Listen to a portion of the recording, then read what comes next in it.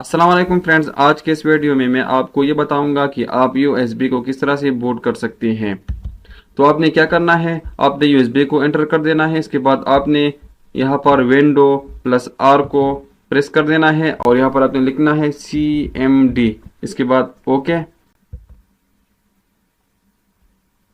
इसके बाद आपने यहाँ पर लिखना है DISK डेस्क पार्ट, एंटर। इसके बाद यस। इसके बाद यहाँ पर list desk, enter. Select desk 1, enter. इसके बाद clean.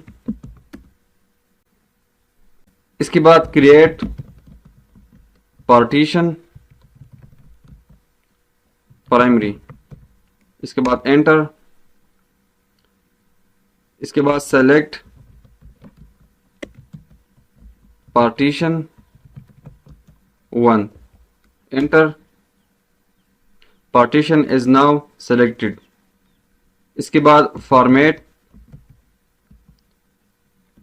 Is equal to FS space NTFS और इसके बाद क्विक, एंटर। 0% कंप्लीटेड। इसके बाद एक्टिव,